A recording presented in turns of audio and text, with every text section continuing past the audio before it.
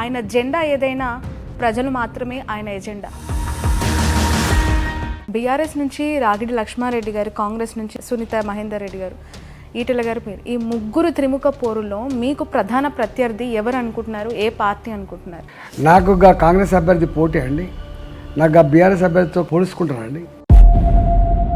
వాటిగా bye చెప్తే ఓట్లు వేసరు, లేకపోతే ఉత్తరనే మాట చెప్తే ఓట్లు వేసే పరిస్థితి. బట్ ఎయిమ్స్ గురించి పదే పదే గొప్పలు చెప్పే బీజేపీ నేతలు రాష్ట్రానికి కేంద్రం ఒక్క మెడికల్ కాలేజ్ ఇవ్వలేదని కేటీఆర్ లాంటి వ్యక్తి ప్రశ్నిస్తారు. ఒక మాట అసలు మోడీ గారికి వాళ్ళకు ఏమైనా పోలిక ఉందా అండి?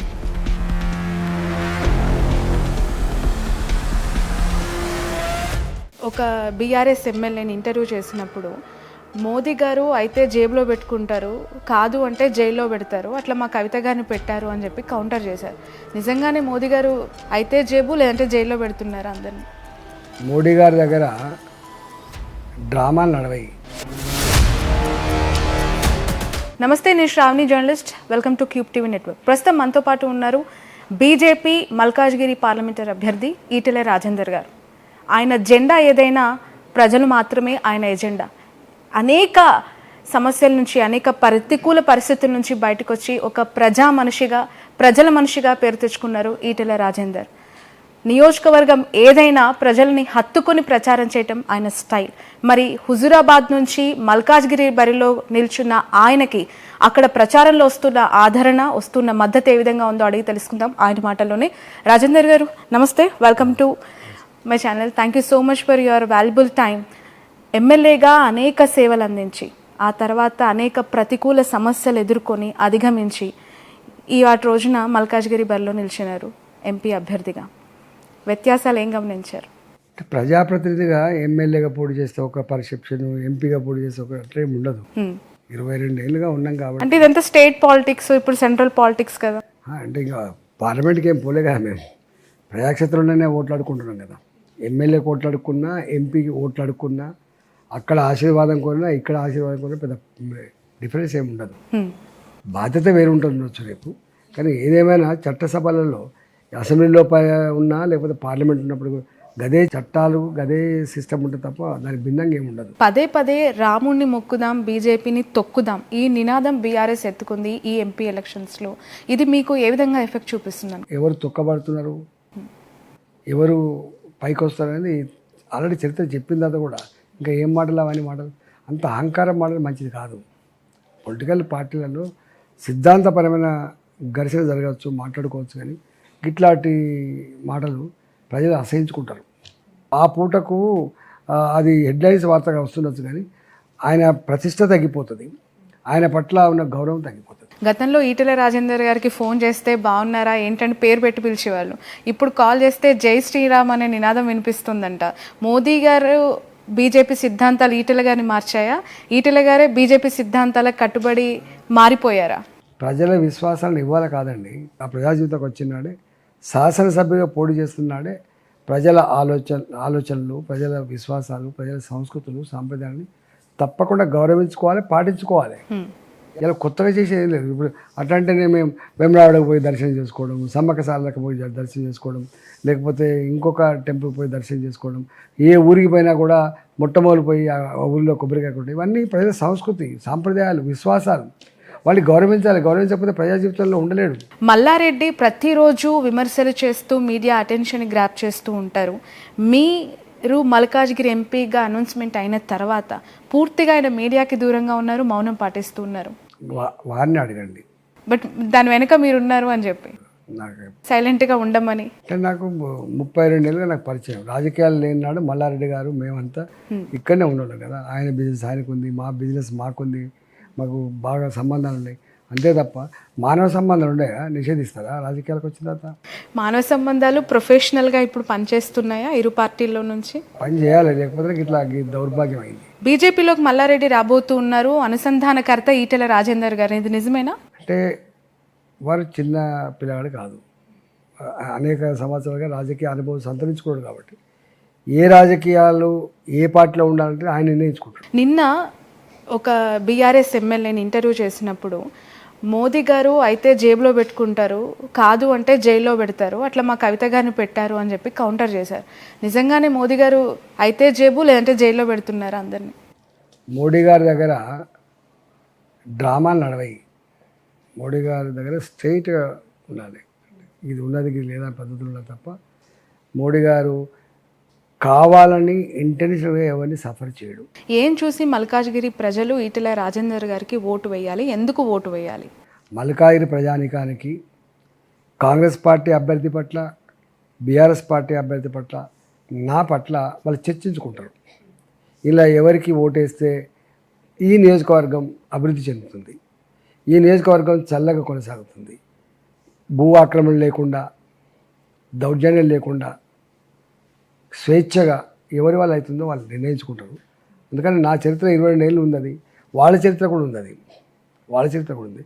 దాంట్లో వాళ్ళు ఈ మల్కాజ్గిరిని అన్ని రంగాల్లో అభివృద్ధి చేయాలంటే, ప్రశాంతత నిలయం ఉండాలంటే, భూ కబ్జాలు లేకుండా ఉండాలంటే, ఈ దౌర్జన్యాలు లేకుండా ఉండాలంటే రాజేంద్రన్ అయితేనే సాధ్యమైందని చెప్పి ప్రజలు భావిస్తారు కాబట్టి ఓటెత్తా అంటున్నారు. వాటికనే ఇట్లా బాయి చెప్తున్నావు, పైసలకో లేకపోతే ఉపన్యాసాలకు ఓటేయరు. రైట్. బట్ మల్కాజ్గిరి కాన్స్టిట్యున్సీ ఏదో చాలా లాజికల్ లక్కీయెస్ట్ కాన్స్టిట్యున్సీగా అందరూ వర్ణిస్తూ ఉంటారు. 14లో అక్కడి నుంచి గెలిచిన మల్లారెడ్డి మినిస్టర్ అయ్యారు, 19లో గెలిచిన వ్యక్తి సీఎం అయ్యారు. మరి రాజేందర్ గారు గెలిస్తే తెలియదు, అట్లాంటి దాని మీద కేంద్ర మంత్రి అవుతారా? తెలియదు. పెనం నుంచి పొయ్యిలో పడ్డట్టు అవుతుంది. కాంగ్రెస్ బీజేపీ కోటి వేస్తే ఖచ్చితంగా ఆలోచించి వేయాలి అని చెప్పి హరీష్ రావు గారు బీఆర్ఎస్ నుంచి కౌంటర్ చేస్తున్నారు.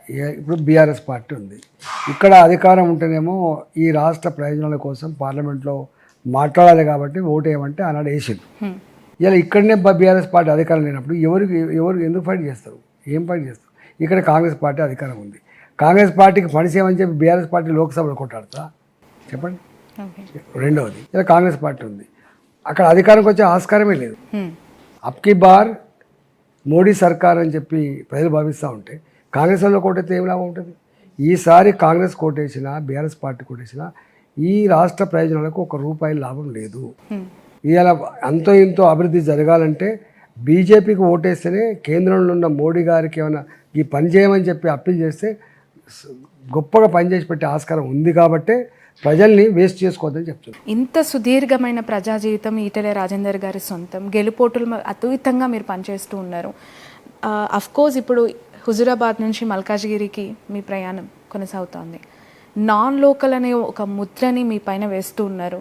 రాగిడి లక్ష్మారెడ్డి లొకేషన్స్ ఉన్నా ఉంటే మీది దాదాపు 160, ఇంకొకరిది 100 కిలోమీటర్లు అని చెప్పి దీన్ని ఎలా క్లెయిమ్ చేసుకుంటారు? ఆయనకు రాజకీయ పరిజ్ఞానం లేదు, రాజకీయ పరిజ్ఞానం లేదు. ఏం చెప్తుంది దానికి? సార్ నా ఇల్లు, నా వాకిలి, నా కథ, నా చరిత్ర యావత్ తెలంగాణ ప్రజానికి తెలుసు. ఈ ఊకే వాళ్ళతో ఆ మతిలేనంతో ఏం పెట్టుకుంటాం? ఏమైనా విమర్శించాలంటే కూడా దానికి ఇంత హోదా ఉండాలి, ఇంత సబ్జెక్ట్ ఉండాలి. ఏం లేని దానికి ఏం సమాధానం చెప్తాను చెప్పండి. ఈటెల రాజేందర్ గారు ఒక్కరే పోరాడుతున్నారు మల్కాజ్గిరిలో. ఇన్ పార్టీ నుంచి కిషన్ రెడ్డి గారు కాకుండా పెద్దల నుంచి వస్తున్న సపోర్ట్ ఏంటి అంటే ఏం చెప్తారు? బ్రహ్మాండంగా మా నాయకులు, మా పార్టీ కార్యకర్తలు అందరూ కలెక్టివ్గా మల్కాజ్గిరిలో గెలిపించుకోవాలని చెప్పి గత 2 నెలలుగా పనిచేస్తున్నారు. మీరేమో ఒంటరి పోరాటం లేదు, బ్రహ్మాండంగా పార్టీ యంత్రాంగం అంతా కలిసి పనిచేస్తారు. బీఆర్ఎస్ నుంచి రాగిడి లక్ష్మారెడ్డి గారు, కాంగ్రెస్ నుంచి సునీత మహేందర్ రెడ్డి గారు, ఈటెల గారు, మీరు ఈ ముగ్గురు త్రిముఖ పోరులో మీకు ప్రధాన ప్రత్యర్థి ఎవరు అనుకుంటున్నారు? ఏ పార్టీ అనుకుంటున్నారు? యాక్చువల్గా నేను ఫీల్డ్ మీదకి పోతే తెలుస్తుంది, ఎవరికి పెద్ద అంత ఆదరణ లేదు. అంటే ఇక్కడ పార్లమెంట్ ఎన్నికలు కాబట్టి దేశంలో మరోసారి మోడీ గారు ప్రధానమంత్రి కావాలని ప్రజలు నిర్ణయం తీసుకొని ఉన్నారు కాబట్టి, దానికి మల్కాజ్గిరి అభ్యర్థిగా నేను ఉన్నా కాబట్టి, నా 22-23 సంవత్సరాల చరిత్ర కూడా వాళ్ళ కళ్ళ ముందు ఉంది కాబట్టి, రాజేంద్రన్ అయితే మనకు బాగుంటుంది, మోడీ గారు అక్కడ అధికారంలో ఉంటారు కాబట్టి ఈ మల్కాజ్గిరి అన్ని రంగాల్లో అభివృద్ధి చెందడానికి రాజేంద్రన్ ఉంటే బాగుంటుందనే భావన ఉన్నది. దాంట్లో ఈ బీఆర్ఎస్ చూస్తలేరు, నా కాంగ్రెస్ చూస్తలేరు. ఓన్లీ మోదీ గారు చరిష్మా పనిచేస్తుందంటారా? బట్ మీ మీద ప్రత్యర్థి పార్టీల నేతలు, ముఖ్యమంత్రి ఏకంగా సుపారీ ఇవ్వాల్సిన పరిస్థితి, డమ్మీ క్యాండిడేట్లను పెట్టారు ఇరు పార్టీలకు సంబంధించి అనే మాట, దీన్ని ఎలా చూస్తున్నారు? అసలు ఈ సుపారీ లేని, ఈ డమ్మీ క్యాండిడేట్ లేని ఉంటుందా అన్నట్లా నాకు తెలిసేటట్టు ఉండదు. అంటే మీరు ఇంతకుముందు అన్నారు కదా, నాకు పోటీ పెద్దగా ఆదరణ కానీ తప్పండి అది. అంటే ఇప్పుడు నువ్వేం చేసినా ఇప్పుడు ఈటల రాజేందర్ క్యాండిడేట్ ఇక్కడ ఉన్న బరిలో ఉన్నా మల్కారి నుంచి. నాకు కాంగ్రెస్ అభ్యర్థి పోటీ అండి, నాకు బీఆర్ఎస్ అభ్యర్థితో పోల్చుకుంటానండి. నేను 22 నెలలుగా చేసిన సర్వీసు, నా పట్ల ప్రజలకున్న భావన, అవన్నీ లెక్కలోకి రావా చెప్పండి? వాటికనే అభ్యర్థి అంటే నేను ప్రజల కాళ్ళకు ములిగితే పనితో పీకే బిడ్డను నేను.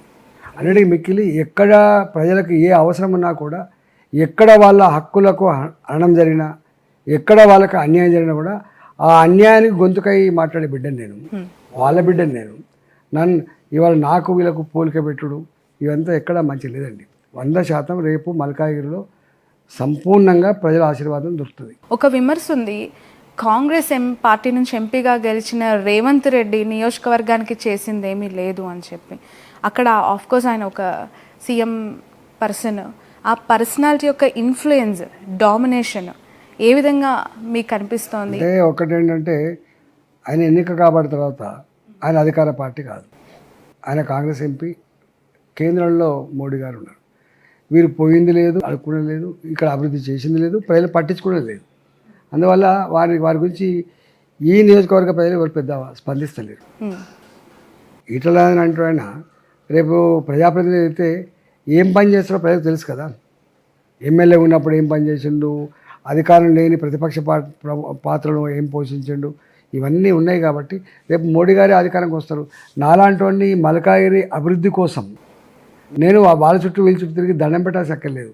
చక్కగా పోయి మోడీ గారికి నా నియోజకవర్గంలోకి సమస్య ఉంది, ఈ నిరుద్యోగ యువతకు ఈ పని చేసి పెట్టండి, మా ప్రజలకు ఈ డబుల్ బెడ్రూమ్ ఇవ్వండి, మా ప్రజలకు ఈ రోడ్లు, ఈ డ్రైన్లు, ఈ డ్రింకింగ్ వాటర్ ఫెసిలిటీ కల్పించమని చెప్పి కొడితే 100% ఇచ్చే ఆస్కారం ఉంటుంది. సార్, నాకు అదే డౌట్. నిన్న కూడా మీరు ప్రచారంలో ఈ మాట యూజ్ చేశారు, రాష్ట్ర ప్రభుత్వ సహకారం లేకుండా డైరెక్ట్గా సెంట్రల్ గవర్నమెంట్ ఫండ్స్ తీసుకొచ్చి మీరు డెవలప్మెంట్ చేసే అంత పరిస్థితి ఉందంటారా? ఆ మాట వెనక ఉన్న అర్థమే. నేను ఆర్థిక మంత్రినమ్మా. ఇక్కడ నేషనల్ హైవేస్ కన్స్ట్రక్షన్ కేంద్రం చేస్తుంది. ఇవాళ టౌన్ల అభివృద్ధిలో కూడా మీకు స్మార్ట్ సిటీస్ కానీ, అమృత్ సిటీస్ కానీ నేరుగా కేంద్రం డబ్బులు ఇచ్చే పరిస్థితికి వచ్చింది. నిన్న మా మేనిఫెస్టో మీరు చూసి అనుకుంటా, ఏ రాష్ట్ర ప్రభుత్వాలు అయితే కేంద్ర ప్రభుత్వ ఆలోచనకు విరుద్ధంగా పనిచేస్తాయో, ప్రజలకు ఇబ్బంది పెడతాయో అలాంటి రాష్ట్రాల్లో నేరుగా కొన్ని అభివృద్ధి చేస్తామని చెప్పారు. ఫర్ ఎగ్జాంపుల్, ఇవాళ 5 కిలోల బియ్యం చొప్పున ఉన్నది, కేంద్రం నేరుగా ఇస్తుంది, అది రాష్ట్ర ప్రభుత్వాల ప్రమేయం లేదు. మూడవది, ఇవాళ మీకు డబుల్ బెడ్రూమ్లు ఉన్నాయి, ఇక్కడ కట్టలే ముఖ్యమంత్రి గారు 2,53,000 ఇల్లు ఇస్తే ఇక్కడ కట్టినాయని చెప్పేది 1,75,000, పంచినాయి కేవలం 30,40,000 పంచవచ్చు. ఇవాళ నేరుగా పేదలందరికీ ఇల్లు ఇచ్చే జిమ్మదారి మాదని చెప్పి కేంద్రం ప్రకటించుకున్నది.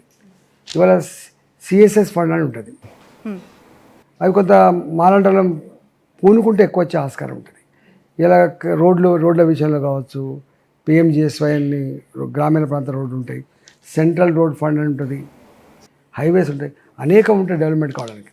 నా మల్కాజ్గిరిలో డెఫినెట్గా ఇవాళ ఐటీ హబ్బుల విషయంలో కావచ్చు, స్కిల్ డెవలప్మెంట్ విషయంలో కావచ్చు, ఏదైనా ఇండస్ట్రీస్ ఎస్టాబ్లిష్ చేసే విషయంలో కావచ్చు, ఇవన్నీ కూడా మా చేతుల్లో ఉంటాయి, కేంద్ర ప్రభుత్వ చేతుల్లో ఉంటాయి. ఈటెల రాజేందర్ అనే పరిస్థితి ఉన్నప్పుడు మీరు అక్కడ ప్రజలను ఉద్దేశించి, అక్కడ సమస్యలను ఉద్దేశించి ఎలాంటి కమిట్మెంట్స్ నియోజకవర్గానికి, అంటే ఒక స్పెషల్ మేనిఫెస్టో ఏమైనా ఇంప్లిమెంటేషన్ ఉందా? మీ ఆలోచనలు ఏ విధంగా ఉన్నాయి మల్కాజ్గిరి ప్రజల కోసం? నేను ఇంతకుముందు చెప్పినాయి, ఈ మల్కాజ్గిరి నియోజకవర్గానికి ఇప్పటి వరకు ఒక విజన్ ఉన్న నాయకుడు ఎన్నిక కాలే. రెండవది, బాధ్యతాయుతం కూడా ఎవరు వివరించలే.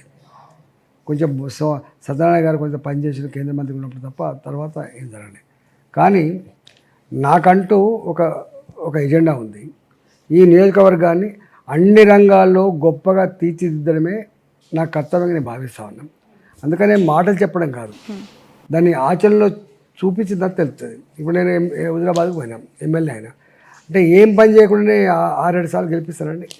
ఎంతో కమిట్మెంటు, ప్రజలతో మమేకమయ్యే పద్ధతి, అభివృద్ధిని అన్ని రంగాల్లో అభివృద్ధి చేసే తీరు, ఇవన్నీ కలగలిస్తేనే ఓట్లు వేస్తారు. వాటిగా బాయ్ చెప్తే ఓట్లు వేసరు, లేకపోతే ఉత్తరనే మాట చెప్తే ఓట్లు వేసే పరిస్థితి లేదు. బట్ ఆ మాటలు చెప్పేటప్పుడు ఆచరణకి సాధ్యం కాని హామీలు ఇస్తూ ఉన్నారు మల్కాజ్గిరి ఎంపీ అభ్యర్థి అనే ఒక విమర్శ మీ పైన ఉంది. మేడ్చల్ వరకు మెట్రో ఎలా సాధ్యమవుతుంది? 100% సాధ్యమైంది. ఏ విధంగా? ఎందుకు సాధ్యం కాదండి? అంటే మిమ్మల్ని ప్రశ్నిస్తున్న వాళ్ళకి మీ సమాధానం ఏంటి? మెట్రో మేడ్చల్ వరకు ఇచ్చే జిమ్మేదారి మాదే ఉంటుంది, గుర్తుపెట్టుకోండి. ఇలా మెట్రో విస్తరణ కోసం ఇలా మీరు చూస్తున్నారు. అందుకనే వాళ్ళకి కల్పన లేదు, వాళ్ళకు ప్రజల పట్ల గొప్ప అభిప్రాయం కూడా ఉండదని చెప్తున్నాను. ఈ సికింద్రాబాద్ రైల్వే స్టేషన్ ఎన్ని సంవత్సరాల క్రితం కట్టబడిందండి? 600 కోట్లతో ఒక ఎయిర్పోర్ట్ తలపించే పద్ధతులు కట్టబోతున్నారు. అది ఆచరణ అసాధ్యమైందా? ఇవాళకి ఇక్కడ చెంగిచెర్ల దగ్గర బ్రహ్మాండమైన టెర్మినల్ కడుతున్నారు, కొత్త రైల్వే స్టేషన్ కడుతున్నారు. చూసొచ్చిన మీరు ఎప్పుడైనా? 450 కోట్లతో అధునాతనమైనటువంటి దాన్ని కడుతున్నారు. అందుకని సాధ్యం కాదనేది ఏముంటుంది చెప్పండి? నేను ఇంతకుముందు చెప్పిన మోడీ గారి ప్రభుత్వంలో ఎన్నెన్నో అద్భుతాలు జరిగినాయి అని ఒక 2-3 అద్భుతాలు చెప్తాను నేను. ఒకటి, all India institute of medical sciences అని ఉంటుంది, చాలా ప్రెస్టీజ్ ఇన్స్టిట్యూట్ అది, ఎయిమ్స్.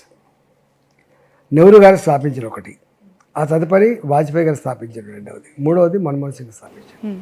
ఇవాళ నరేంద్ర మోడీ గారు ఈ 10 సంవత్సరాల కాలంలో 16 ఎయిమ్స్ పెట్టిండండి. 1947 to 2014 3 ఎయిమ్స్ వస్తే, ప్రెస్టీజ్ ఇన్స్టిట్యూట్స్ వస్తే 16 ఇన్స్టిట్యూట్స్ ఇలా మోడీ గారి ఆధ్వర్యంలో స్థాపించబడ్డాయి. బట్ ఎయిమ్స్ గురించి పదే పదే గొప్పలు చెప్పే బీజేపీ నేతలు రాష్ట్రానికి కేంద్రం ఒక్క మెడికల్ కాలేజ్ ఇవ్వలేదని కేటీఆర్ లాంటి వ్యక్తి ప్రశ్నిస్తారు. ఒక మాట వీళ్ళకి ఏం అహంకారం అంటే మాకు ఎవరిచ్చేది ఏంది? పోయి తెచ్చుకోవాలి కదా. ఇవాళ దేశంలో అత్యధిక మెడికల్ కాలేజీలు మోడీ గారు అని ఇవ్వబడ్డాయి. ఇంతెందుకండి, ఇవన్నీ పక్క పెట్టు.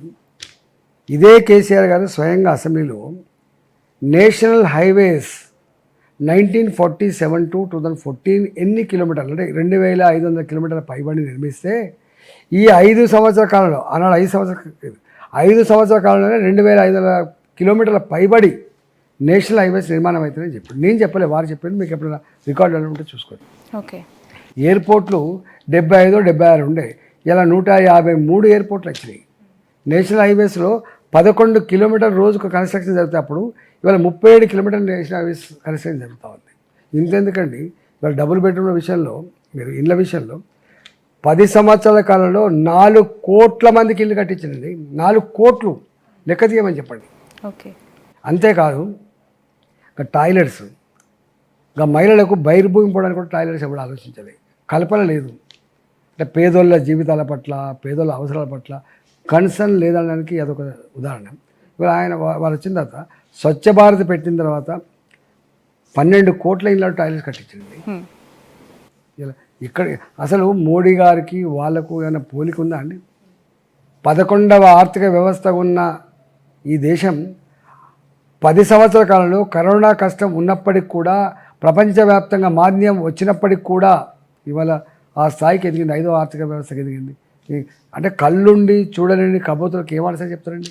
సార్, ఈ ప్రచారంలో మీ ఫ్యామిలీ యొక్క సపోర్ట్ ఏ విధంగా ఉంది? బాగుంటుంది. Thank you so much Etela Rajender గారు.